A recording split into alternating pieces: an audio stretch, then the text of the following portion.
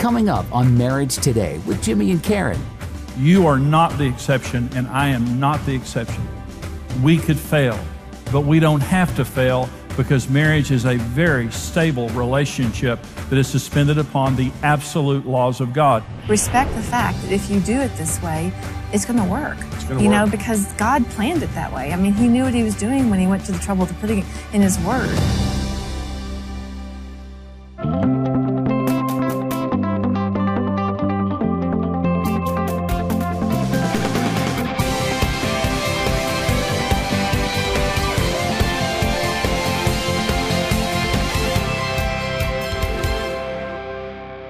The very best thing that we can do for our family is to work on our marriage. So I want to talk about how to keep your marriage flying high. I'm going to give you a little flying lesson here, okay? And this is what they teach you when you're taking flying lessons. Number one, believe that you could crash. When you're taking pilot's lessons in the classroom part of it, they talk to you about feelings of invincibility. And they say, if you believe that you're bulletproof and 10 feet tall and you're not going to crash, you're the guy that's going to crash. Because pilots need to be sober-minded people. And they need to understand it could happen to me. Now, when Karen and I started our marriage ministry over 20 years ago, there was a couple, wonderful couple, and they had a wonderful marriage ministry. And they went all over the world ministering to marriages, and they registered the success of their ministry by how many divorces were canceled. Tens of thousands, if not hundreds of thousands of divorces were canceled. Were canceled, and they were on our program. We interviewed them, and then they divorced. This powerful marriage ministry, and in the letter, he ran off with some gal, and in the letter that he wrote explaining the failure of their marriage, he said, I didn't listen to my own teaching. Karen and I could crash. We're not invincible, and we understand that. And when you understand that you're not invincible, you work on your marriage. The second way that you keep flying high in your marriage is learn the laws of aerodynamics and respect them. There are laws of aerodynamics. I don't fear flying. The more you learn about flying, flying's the safest. Listen, flying is the safest method of transportation, right? Okay? Marriage is the safest relationship on earth. Did you know that with all of its warts, marriage is the safest relationship on earth? And did you know that the way that God designed it, you have a 100% chance of success in marriage? Did you know that? Marriage is the safest relationship on earth when you do it God's way. Well, you know, people, I was on a plane one day and there was 3 gals across the aisle from me over here. And this one gal that was closest to me was terrified of flying. She was throwing up in the air sick bag while we were at the gate. She had her mouth on that air. I felt so sorry for her. Well, you know, air is a liquid. When you fan yourself, you know, a lot of people think you're up in the air in a 747 and that plane is up in the middle of nothing. Air is a very heavy liquid. And that's why a 747 with hundreds of passengers and all their luggage on board, when you see a ship in the ocean, you don't worry about it because you can see the water. Well, oxygen is just like water. It's just a very heavy liquid. So when you understand the laws of aerodynamics, you don't fear flying. You just make sure that you don't violate the laws. When you break a law of aerodynamics, you're going down. You're going to get hurt real bad or you're going down. God created 4 laws for marriage. These are laws. In Genesis chapter 2, when God created Adam and Eve in the institution of marriage, here's what God said. The first words ever spoken after marriage was created. For this cause a man shall leave his father and mother, shall cleave unto his wife. The man and his wife were both naked and unashamed. Those are the 4 foundational laws of marriage. Those are laws. Those are not principles. Now listen, God said, for this cause a man will leave his father and mother. Well, how do we know that God wasn't just saying that to Adam and Eve? How do we know that God was also saying that to us? Because Adam and Eve didn't have a mother. God directly created Adam and Eve. They were the only people ever created that didn't have a belly button. So God says, for this cause, a man is going to leave his father and his mother and cleave unto his wife, and they two shall become one flesh. And the man and his wife were both naked and not ashamed. Well, here are the 4 laws of marriage. Number 1, marriage has to be first. Now listen to me. When you break a law, you're going to get hurt. Marriage operates within God's laws. Karen and I violated every law of marriage when we first got married, and we were on the brink of divorce.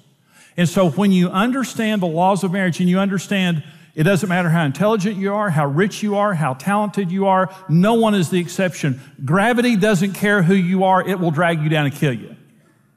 It doesn't care who you are. It's an impersonal thing. The laws of marriage will help anyone succeed, or if you violate them, anyone will fail. Okay, number one law, marriage has to be first. For this cause, a man will leave his father and mother. The most important relationship that you had before you got married now has to be reprioritized in real terms, okay? So here's what I'm saying. If your job comes before your marriage is at risk. If your children come before your marriage is at risk. If any friendship you have comes before your marriage is at risk. Let me say, so that's just true. But here's the special challenge that our generation has. It's called electronics. Now, listen to what happened in this room. I don't know if it happened in other places, the rumble. So people say all the time, my spouse is sitting across the room from me, but they're not with me. They're on their phone. They're texting. We're not connecting. One statistic I read said that 1/3 of all affairs begin on Facebook. And 1/2 of divorce petitions have the word Facebook on them. Okay. So I'm saying, if I said to you, here, I would like to hand you this, and it's probably going to help you a whole lot have an affair or get divorced, would you accept that? And I'm not saying anything bad about Facebook. I'm saying you need a technology-free zone in your home where you are together and no one else is there with you. And if you can't shut your phone off or shut your computer down, it means it's in control of you. You're not in control of it. Technology is a wonderful servant. It's a terrible master. And technology is destroying marriages. It's keeping us from connected. If you're sitting in the same room, you're both on the computer talking to somebody else, you're not with each other. Karen and I used to come home. I would come home. We would eat together as a family. We would put our children to bed. We taught them to respect our marriage. They knew that they had a certain time, up to a certain time of night was their time. And then we put them to bed, and then it was our time. And we went into the bedroom, and we had a little area, a little sitting area. When we went into the bedroom, we popped popcorn, and we, without television, without anyone or anything, distracting us, we would sit and talk face to face for an hour or two. And I look back on that as some of the most important time in marriage, connecting every single day. But I hear people right now telling me all the time, we just don't have any connection.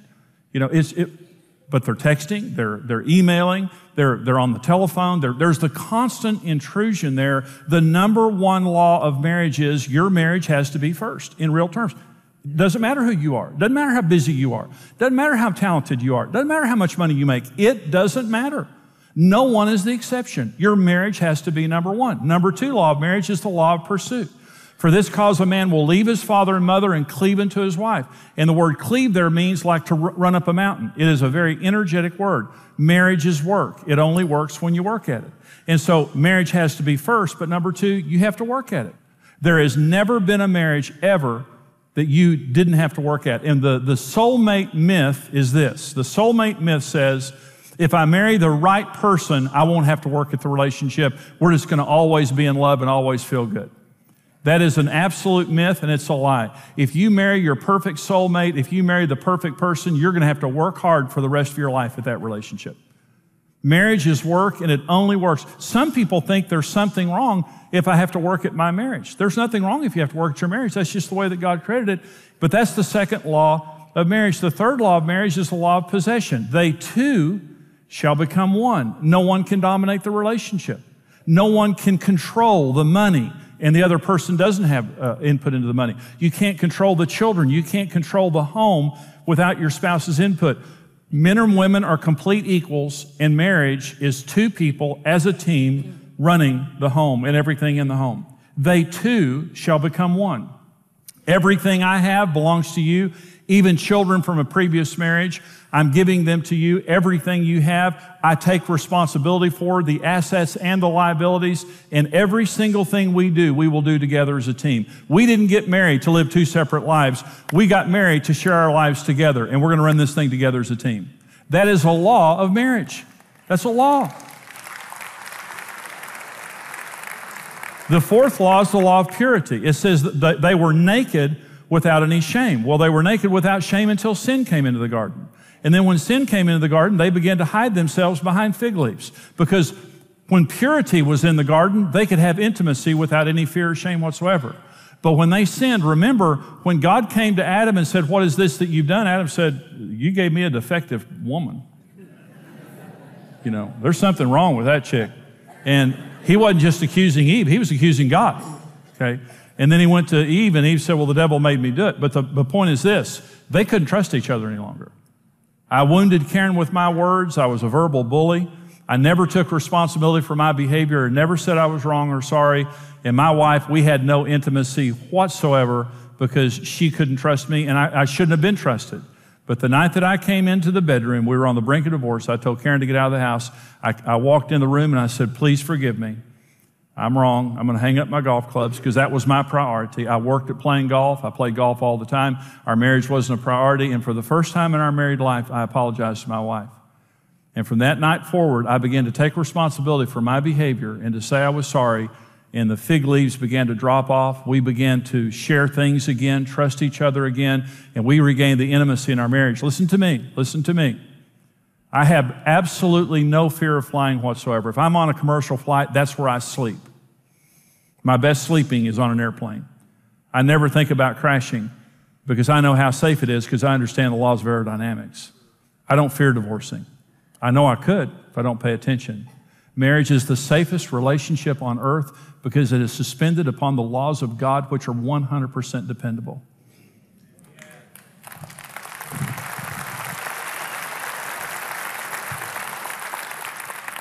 You are not the exception, and I am not the exception. We could fail, but we don't have to fail because marriage is a very stable relationship that is suspended upon the absolute laws of God. It has to be first. I have to work at it. We have to share everything together, and we have to take responsibility for our behavior. All of us can do that. All of us can do that. It may be making some changes, but all of us can do that, okay? Number one, believe you could crash. Number two, learn the laws of aerodynamics or marriage dynamics. Number three, refuel the plane regularly and time your fuel. Now, here's the tip for pilots. You never trust the fuel gauge on an airplane because it only has to be wrong one time. Okay, how much gas we got? Oh, well, we got a half tank. Well, what if it's wrong? So as a pilot, you look down into the wing and you look to see how much fuel you have. On my plane, we have 4 hours of fuel. And if we have a headwind, we have less than that. So we have 4 hours of fuel. And here's the thing. When you land, you want 30 minutes of fuel in the tanks, at least 30 minutes of fuel. You never land saying, how much fuel we got? We got 2 minutes. You don't do that. Okay. So we check it and we time it. Okay, what am I saying? So here's 3 types of fuel that you need to run your marriage. Number one is God fuel. You need to wake up every morning, get in the presence of God because the Holy Spirit gives you the power to love each other. The fruit of the Spirit is love, joy, peace, patience, kindness, goodness, faithfulness, gentleness, and self-control. That's the personality of God, and He'll give it to you for free every time you ask for it. And the more dependent you are upon the Holy Spirit, the better spouse you're going to be. And when Karen and I wake up in the mornings, we get on each side, both of us have our side of the house where we have our quiet time. We take our fears, our hurts, our temptations, our needs to God. We ask Him to touch us and heal us, and we ask Him to fill us with His Holy Spirit. Then we're ready to love each other. We need God fuel. It's the most important issue in marriage is our personal relationship with Jesus Christ. But see, the fruit of the Spirit is love. You understand when God tells us to love each other, we don't have that ability without the Holy Spirit. It's not innate within us, okay? Number one, God fuel. So we need that. So let me talk about timing it. I've been a Christian for 42 years. I got saved a week before Karen and I got married, so I know how long I've been a believer, okay? If I go 2 or 3 days without praying and being with the Lord, it changes my personality. Anybody agree with what I'm saying? So I'm going to time that thing. And what I'm saying is I need to be with Jesus every day, and sometimes a couple of times a day. Okay? So I've got to time that. Number 2 is spouse fuel, the second type of fuel that we have. Meeting each other's needs and having fun. Very important to have fun together in marriage. Without sex and fun, marriage is a business relationship, and it's a rotten business relationship. You need to have sex and fun in marriage and meet each other's needs, and it's like fuel.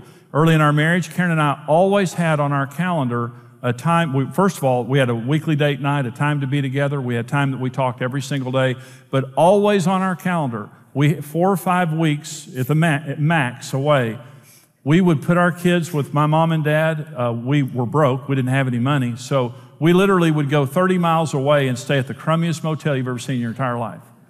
It's all we could afford. But we would literally go to the grocery store, walk into the motel room, lock the door, and stay there for 24 to 48 hours. And when we walked out, we were full of fuel. And we timed it. I did.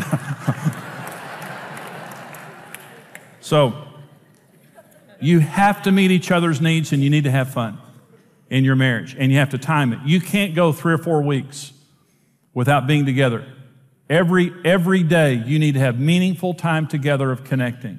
But 2 or 3 times a week you need to have special times together in goodwill, in the sense, and I asked Karen, I say to Karen, I say, are you okay? Well, she knows what that means. Is there anything I need to change to make you happy, or to do what I need to do as a husband? I want to know the answer to that question. Are you okay? You need to be able to ask your spouse that and not be defensive about it. You both need to answer that question, yes. Number 3 kind of fuel is friend fuel. We need good friends in our lives that, that give to us and that we enjoy, and that we enjoy being with. Church is critical in the days that we live in. All of Karen and I's best friends we met in church. It's critical in the days we live in. Well, let me say this. Children burn fuel. I didn't mean that to be a joke, but it's a pretty good one, isn't it? Really. Work burns fuel, right? And some people burn fuel. Problems burn fuel. But some people aren't givers, some people burn fuel, okay? So here's what happened in marriage. We love each other, we get married, everything is great. We get up to altitude and we just think, isn't this fantastic? We met, we married, everything's going great. But we have some other things going on, so we hit autopilot. We began to burn fuel. And then when we're burning fuel and we're not taking on fuel, God fuel, spouse fuel, friend fuel, then we get together and we don't have the resources to meet each other's needs. And we're tired and we're distracted and we're frustrated because we're just not meeting each other's needs. And then you wake up one day and you hear these words, I don't think I love you anymore. I don't know that I ever loved you. Because you can't remember having fuel on board. And that's when the marriage goes nose down. And every bad thing begins to happen. Okay?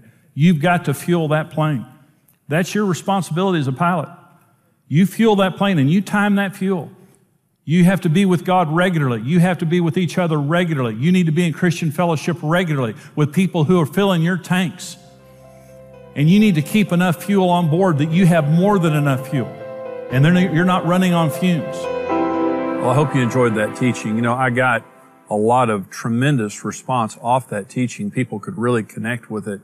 And just the illustration, you know, of being a pilot and flying and how to keep your marriage flying high. And so that's just a small part of the actual full teaching that I did, Flying High in Marriage. Right now, for your gift of any amount to support us here at Marriage Day, we want to get you the CD single for Flying High in Marriage, the message that you just saw a part of right there. Now listen, when you support us here at Marriage Today, you're helping us to come back to you, but you're also helping us to go help other families and other children stay together with their parents. We're a ministry ministering to you, but we're also a mission. We go across America and around the world, and your financial support right now is very important to keep us doing what we're doing, but to keep expanding this much needed ministry in the day that we live in. And so for your gift of any amount, we'll get you the CD single of the part of the message that you saw right there, the full message. We'll get it to you for $75 or more. We'll get you Flying High in Marriage, the entire 5-part seminar on CD, plus the Right One book. Now, the seminar, the Flying High in Marriage, the message that you just saw there are 4 other messages that are a part of that. The Right One book now is a book before you get married. Now, if you're married, you don't need it. If you're not married, it's going to be perfect for you. If you have a youngster, a high school student, a college student, a single person that you know, a divorced person you know, and they want to get married to the right one, this book is about how to date and how to marry the right person, the person that God has for you, but to do it in the right process.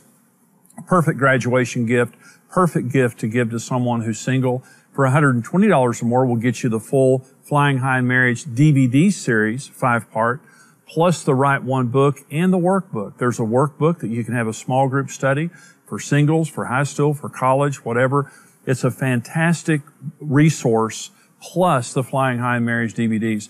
Please support us here at Marriage Today. We want to get you these important resources. Here's how you can get them. In the Flying High in Marriage series, you'll discover why you fell in love, how to heal from the emotional scars of life, and what keeps your relationship growing and thriving. Support Marriage Today with your online gift of any amount, and we'll send you the Flying High in Marriage single. We didn't get married to live two separate lives. We got married to share our lives together, and we're going to run this thing together as a team. Receive the 5-part CD series and the Right One book for your gift of $75 or more. In the Right One book, you'll get biblical, no-nonsense advice on successfully dating and marrying the right person. For your gift of $120 or more, you'll receive the 5-part DVD series, the Right One book, and the Finding the Right One workbook.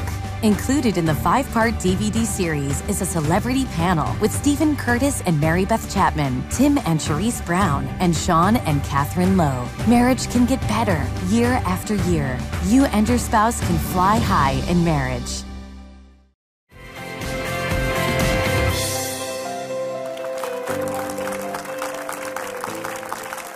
Well, this program today is talking about flying high in marriage, but we're talking about how to have the marriage of your dreams and how to have a marriage that lasts and just stays great. So we're using the analogy, Karen, of flying high in marriage. But one of the points that I made in that teaching is one of the ways that you keep your marriage great is believing that you could crash. As a pilot, one of the things that they taught us in school, in flying school, was a lot of people have a feeling of invincibility.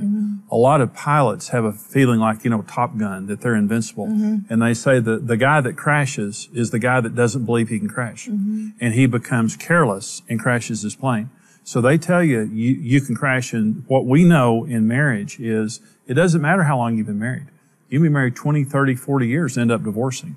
Is you have to understand if you don't stay careful, you're going to crash. But the other thing is there are laws of aerodynamics that if you obey the laws of aerodynamics, you're not going to crash. It's a very stable thing to fly. Well, there's laws in marriage.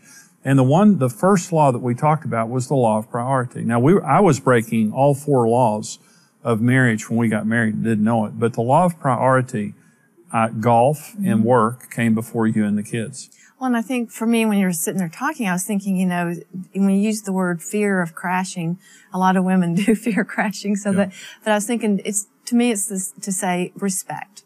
Respect what the laws are. Respect the fact that if you do it this way, it's going to work. It's going to work. Because God planned it that way. He knew what he was doing when he went to the trouble to putting it in his word. That if you, make marriage a part of, what you're saying, the laws of the priority of, you're the most important thing. And I don't want anything to ever come between us. And I love the way you and I will go, maybe a month or so, and then one of us will say, are you okay? Are you okay? We ask each other because we don't take for granted that just because we've had a good marriage, that things can't happen, and sometimes it just starts with our thoughts. Maybe we're thinking things and we're not revealing our thoughts with each other. And before you know it, we built things up in our mind that there's something wrong in our marriage and really there's nothing, or the other person doesn't even know. So, I think it's so important to, like you're saying, do those checks and balances and then respect the things that you've learned and go back to them every now and then and reapply them. Yeah. And it just means every day you have to keep your marriage first. It's a law. The very first thing that God ever said about marriage is, for this cause, a man will leave his father and mother, the most important relationship in your life, to be able to cleave to your wife. There has to be the leaving and the cleaving. Well, the law of priority simply means marriage only works in first place. And if it's not in first place, it won't work. In other words, if work comes before me, I resent it. If the kids come before me, I resent it. If your parents or something else in your life is coming before me in real terms, it just means you're giving them more energy. You care more about them, and you're sacrificing me for them. You begin to have resentment that builds up, and ultimately you begin to have serious marriage problems. And the problem is you're violating a law. It's like trying to fly an airplane violating the law of gravity. You're going to crash. The law of priority is an absolute universal law for all people at all times. See, Adam and Eve didn't have a mother. God created marriage, and he said, for this cause a man will leave his mother and father. The reason that we know God was talking to us is they didn't have a mother. He was saying for all generations, if this relationship's going to work, you have to keep it first. And so I'm saying there are laws of marriage. And if you obey the laws of marriage, your marriage is going to work. You're going to fly high in marriage, and you're going to fly high in marriage for a long time. And that's what we want for you. We want for your marriage to thrive in a secure atmosphere, and it can. You don't have to fear marriage. Marriage works 100% of the time when you do it God's way. And we hope that this television program today has been a blessing to you. We want you to know that we're able to come to you because of our partners that stand with us financially. And so if you've been blessed by this ministry, if you've been blessed by this program today, would you stand with us financially? We want to be able to come back to you, but also to go across America and around the world helping people in their marriage and family relationships and help to keep little children together with their parents. There's a phone number on your screen. You can call and use your bank card to give. Our web address is there on your screen. You can use our secure website to give, and also our address is there on your screen, how you can mail in your gift. But thank you for watching today. Thank you for supporting us here at Marriage Today. We'll see you again next time. God bless you. When you stand with Marriage Today, your individual effort multiplies with other like-minded partners. And together, we can rebuild the dream of marriage for couples around the world. Being a rock-solid partner with Marriage Today grants you immediate access to an exclusive library of the ministry's resources and intimately connects you with our mission of helping couples succeed in marriage. That's really why we became rock solid partners, just because there was so much available to help us to help other marriages heal the way that we have. That's why we're tied into the ministry. We want to be able to bless and give so they can keep doing what they're doing. You're guaranteed if you listen to any of the resources, you read the resources, you come to a conference, you will be changed. Everyone has something to give, and there are millions of unreached couples who desperately need the marriage-strengthening resources of Marriage Today. That's why we need you to join us. Become a rock-solid partner with the ministry and mission of Marriage Today. Thank you for watching Marriage Today with Jimmy and Karen. Subscribe to Marriage Today's YouTube channel for more marriage-building videos and updates.